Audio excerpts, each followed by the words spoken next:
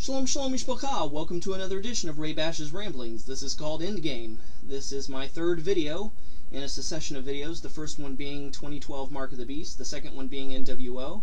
This one is called Endgame, to maybe try to wrap this up in a bow and get these videos behind us, because to be perfectly honest with you, I have not wanted to do them. I really didn't enjoy doing them. Why? Because I think it's a real waste of time speculating on all the what-ifs.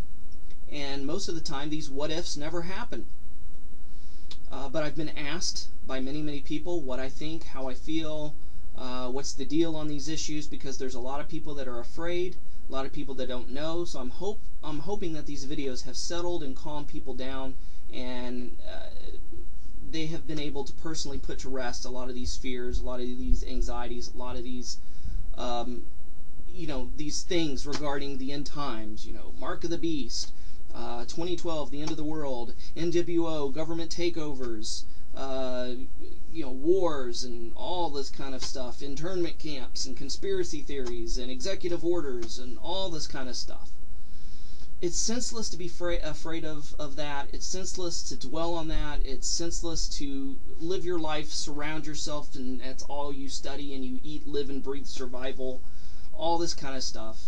It's just futile and a waste of time when there are people on this earth, people in the here and now that are suffering, that need help. Let the dead bury their dead.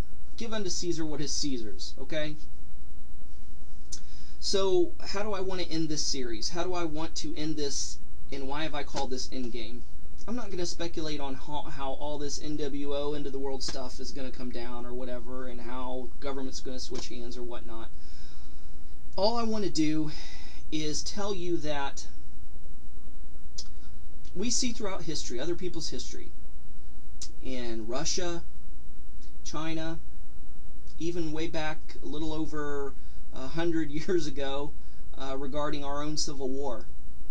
There are times, these times are few and far between, but there are times when it is right that the people rise up in insurrection and have a coup d'etat, an overthrow of the government.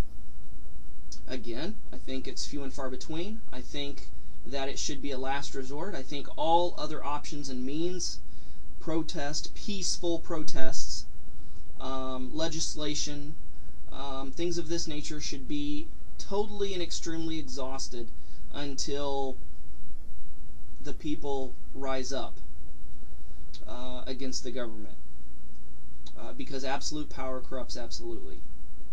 Basically, when you are asked to give up your freedoms, to give up your rights in exchange for peace, they may call it temporary, they may call it a greater good. The scripture comes to mind that they'll cry peace and safety, and sudden destruction will come. If you are asked to do something against the Torah, against your conscience, against your beliefs, compromise your beliefs, you're asked to give up your freedoms, or something that is thrust and forced upon you that is 100% and totally unconstitutional. These are the things that you should protest against, reject, not give in, no matter what the price, no matter what the cost. I'm not trying to tell people, and I'm not coming across, I don't want to come across as one of these sensationalists of grab your gun and and let's storm the castle kind of thing. Because I'm not that kind of person, I'm not that kind of guy. That's not the way I believe, that's not the way I operate. I'm just saying that we can look throughout history and see that there was just cause for many people to rise up against their own governments. I'm just saying that absolute power corrupts absolutely. And if people give up their freedoms, the freedoms that they give up, and they say that they're going to get back later when things calm down, 9 times out of 10 that never happens. Because the more power people get, the more they get addicted to it, and the less likely they are to relinquish their power and give it back to the people. Am I saying that there's ever going to come a time where this happens? I don't know.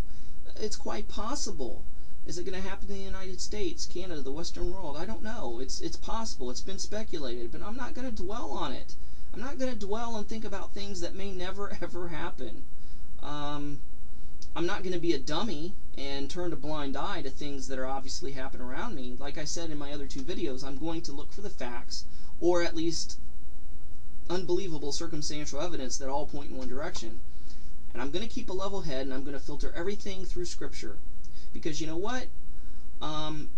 You know, I'm not going to, you know, be thrown into the camp of the extreme right, where you have these whack job voices that are coming out all paranoid and frightened and end of the world and doomsday and making normal people look like a bunch of idiots. Nor am I going to go onto the extreme left and you know, go that way either. I try to find the happy medium, the middle of the road, the balance, what the truth is based upon Scripture, and that's the way I try to walk. But I wanted to do these videos to get them out of the way, because I've been asked, and I know that there's a lot of people that are concerned. So I wanted to belay and to calm people's fears regarding these controversial, hot button topic issues, and just say, you know what, there's a heck of a lot more things out there that are more important to talk about and to speak upon, like evangelism, like missions, like humanitarian aid, like the Torah, like the Scriptures, like Yeshua, like apologetical and doctrinal issues. Much more important than all this fear-mongering, end of the world, conspiracy kind of stuff, which who knows is what's true and who knows what isn't. Okay? So, I hope this answers everybody's questions, and feel free to leave me comments and questions. I'll do my best to get back with you, do my best to answer. So, that's it. That's all the time I have. Thanks for watching. Shalom and Shavuot Tov. Bye-bye.